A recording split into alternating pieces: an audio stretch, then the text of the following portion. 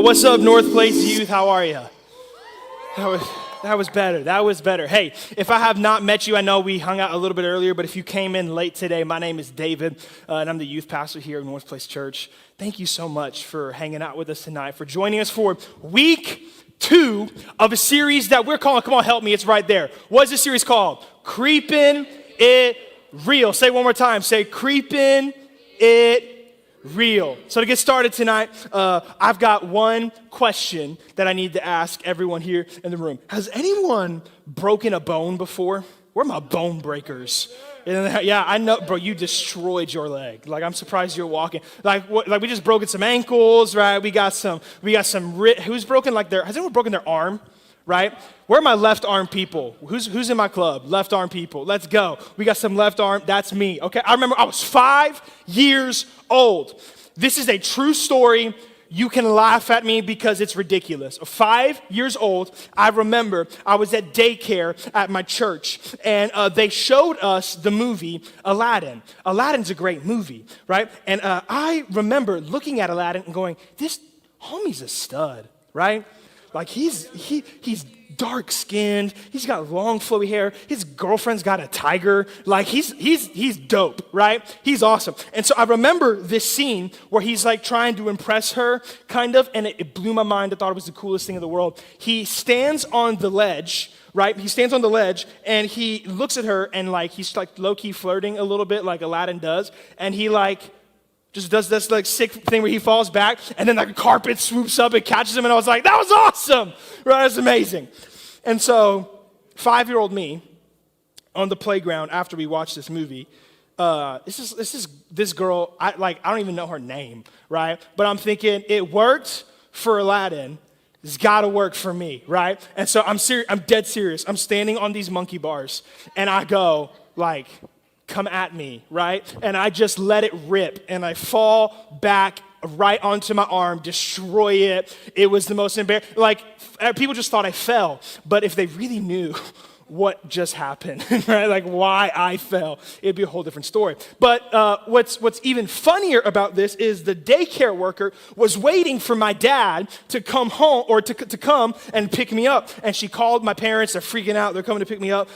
And she's like, we got to brace your arm somehow. And so she's trying to look for a way just to get you to the hospital. And I'm serious. She grabs a strawberry shortcake coloring book, long ways, puts it against my arm, like wraps it around there, tapes it a few times, and like tapes it around my neck. And so I'm walking 5-year-old me who just fell off of a playground because he thought he could get caught by a magic carpet, is now with a strawberry shortcake cast on his arm. That is the most ineffective thing. Like I'm already broken in my arm and you're gonna touch my dignity now, right? Like you're attacking me, you're hurting me on 2 levels. And Dad was driving me to the hospital as fast as he possibly could. And I learned in that moment, you never want a makeshift cast, right? You never want a fake cast, something that is like going to kind of fix your arm. I learned the value of a cast. I learned why you cover up something on the outside that's broken to protect what's really going on the inside. And the truth is, in this series, what we're talking about is this is what we do with masks. This is what we do, because masks are just emotional casts. Masks are just emotional strawberry shortcake coloring books. Right? That's all that they are. There's something hurting us. Masks are books that we put on our arm. They are things that we put over us to cover the pain and the hurt that is really going on the inside. They are temporary solutions that won't solve the bigger problem. Because if I would have left that cast on my arm for very long, what would have happened is my bone would have kept growing in the direction that it was broken, and while I would have had something that looked good or looked like it was covering and protecting me, actually wasn't healing me at all. If I would have left that coloring book on, I would have been in worse trouble than I started in. And when we leave masks over ourselves, when we are in pain, when we are frustrated, when we are broken, when people make fun of us, when people say things about us, when people abuse us, when people do things that hurt and cut us to the core, and we just cover it with something to make us feel better about ourselves or to look better about ourselves and our situation, it is a temporary solution that will not solve the bigger problem. We put on these masks to cover up some pain in our heart, to hide what's really going on underneath, and they never heal. But I'm telling you, the pains you feel are deep, and they're real, and they're true. I'm not denying those pains. I'm just saying we can no longer allow things in our life that are cover-ups and not deal with what's really going on the inside, because we will end up in a worse spot than we started out with. So tonight, we're going to talk about the mask of resilience to hide resentment. Resilience to hide resentment. This is the definition of resentment, if you don't know. Resentment is a bitter indignation at having been treated wrong or unfairly. Being treated wrong or unfairly. That's someone making fun of you in the 5th grade, and it really shouldn't have been a big deal, but you still remember the words that they said to this day. Unfair, like resentment stirs up from things like whenever dad walks out. Whenever mom doesn't ever tell you that you've done a good enough job, that you always have to do more, you have to try harder, you have to be better. It's being lied to by your boyfriend or your girlfriend that said they were never going to leave you, they were never going to do anything wrong to hurt your heart, and they did something that they promised they would never do. It's the feeling of not being accepted by anyone or understood for who you really are. Like, these are real pains that we feel. Real issues and problems and hurts in our heart that we cover up and ignore. We never forgive the person. We never deal with the hurt. We never let that person go. We never release them and give that pain or situation to God. So in time, whenever we put a mask of resilience over the resentment we feel, what started as a smaller issue now puts us in a worse situation than we started out in. And we use the mask of resilience. Resilience, if you don't know what resilience is the capacity to recover quickly from difficulties. Or in other words, toughness. We wear a mask of toughness, a mask of confidence. Like we've got it put together. Like it really didn't damage us as much as people would think that it would. Or it really didn't cut as deep as it probably should have. And that is just a facade that we wear to cover the fact that we're bitter. We're in pain. We are hurting. We're struggling. We actually have deep resentment in our hearts. But we don't want to deal with it. We don't want to admit that it affected us. We don't want to believe that it impacted us so deeply, so we wear a mask. But the problem is, your mask of resilience, your mask of toughness is keeping you from forgiving, and is actually keeping you from looking inward to see the fact that the disease of resentment, the disease of bitterness is leaving you in a worse spot than you started out in. Ephesians 4. Verse 31, it says this about resentment. It says, let all bitterness, you know what the word all means in Greek? It means all, everything. Let all bitterness and wrath and anger and clamor and slander be put away from you along with all malice. Here's the deal. You laying down your mask of resilience and dealing with your resentment matters to God. It matters to God. Why? Why is it so necessary for us to admit that we actually haven't forgiven this person? Why is it so necessary for us to admit that we haven't let go of that resentment? Why does he care so much about what we do with our internal pains and struggles that are now turning us into bitter people? Because resentment, according to this passage, does two things. Resentment keeps you from resting, and resentment keeps you from relationships.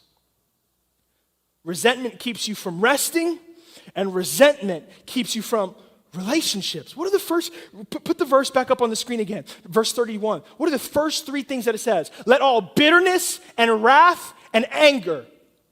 Those are internal feelings. Bitterness is internal. Wrath is internal. Anger is internal, right? These are things that we process on the inside.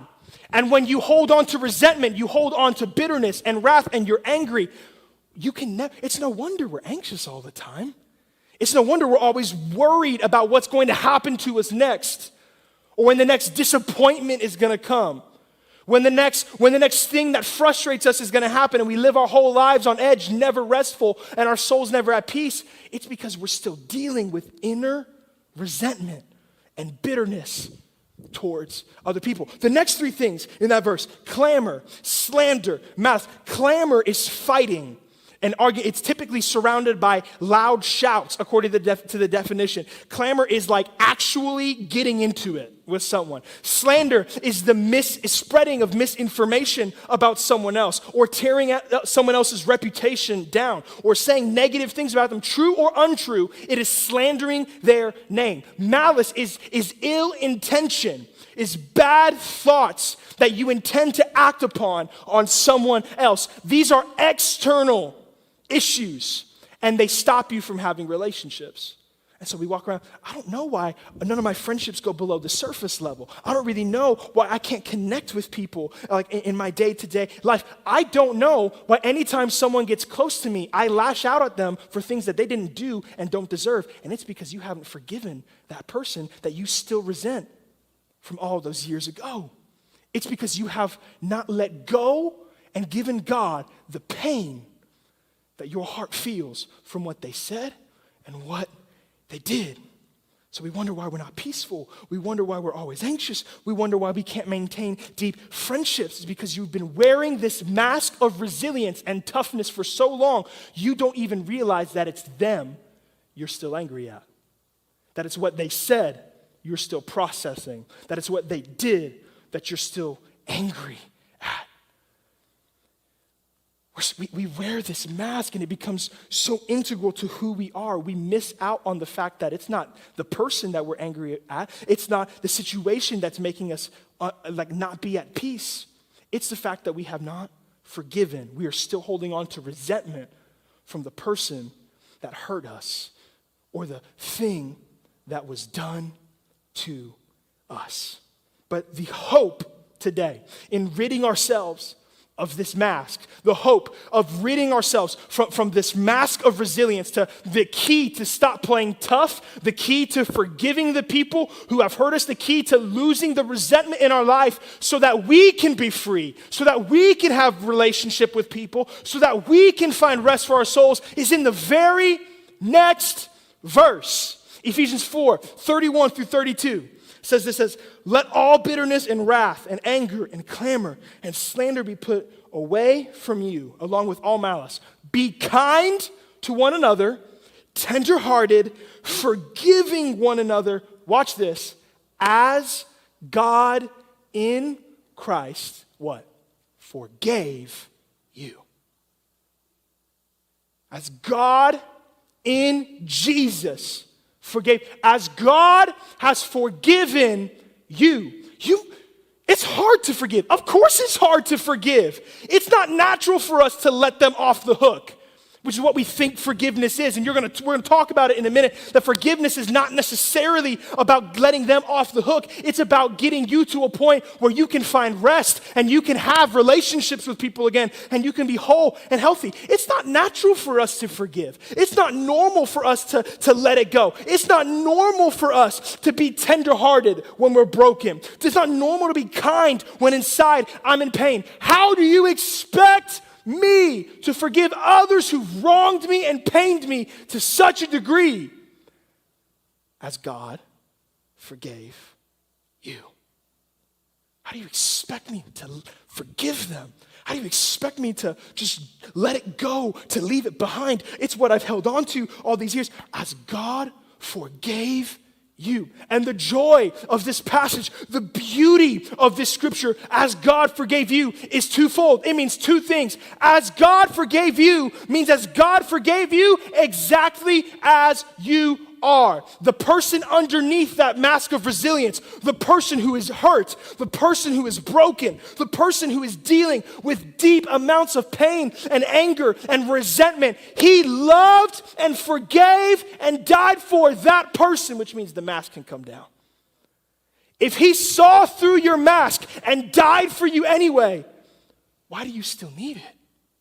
The one person whose love and opinion matters, he sees right through the mask of toughness that you're wearing, and he died for you anyway. And for some of us, our mask against resentment is not necessarily resilience, but it's retaliation.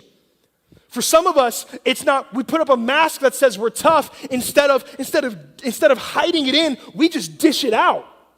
For some of us, what was done to us, the only way that we know to deflect the feelings we feel is to give it to other people. So you said that to me, I'm gonna say things like that to other people. You spoke that damaging word over me, I'm gonna speak it to other people. You treated me this way, I'm gonna treat you this way. Our mask isn't necessarily resilience, it's retaliation. We dish it out.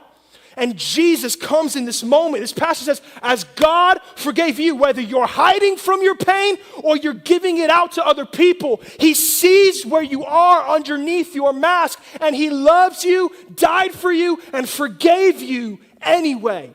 So the mask can come down. That's the hope, the first part of this passage that brings us hope. The second part of this passage that brings us hope is as God forgave you. We understand he forgave us, but now we have a measure of forgiveness to use in giving it to other people. We have a standard of forgiveness to follow.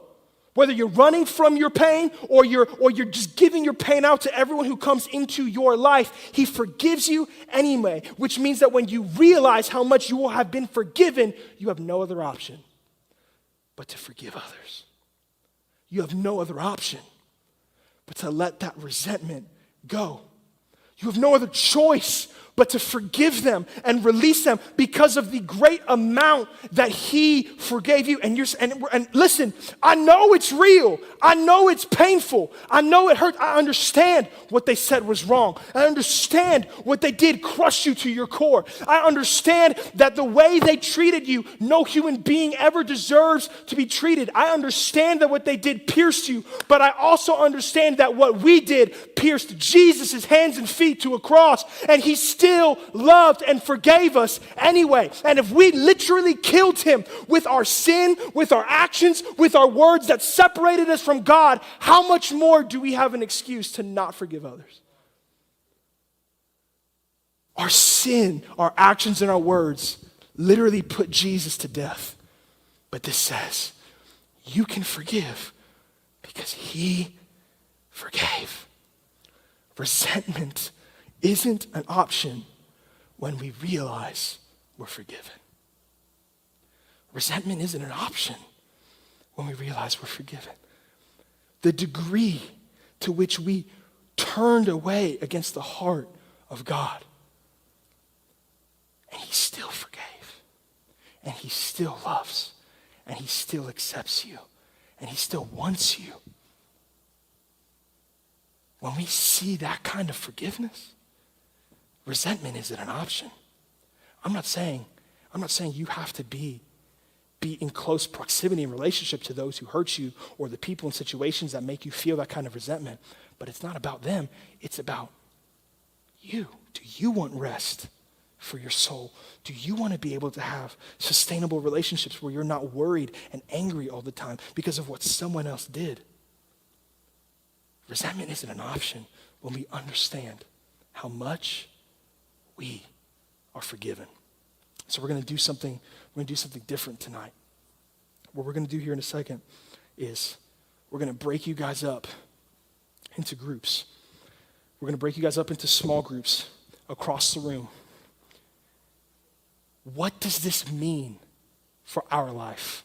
How do we take the fact that he has forgiven us so much and translate it into a life that is lived whole and healthy to where we can do all that God has called us to do? How do we take the reality that resentment isn't an option when we know how much we're forgiven, and turned that into a daily reality, why is it so hard to forgive? How do we actually forgive? What does it look like? How in the world can we take this truth and apply it to our lives? You guys are going to discuss that right now.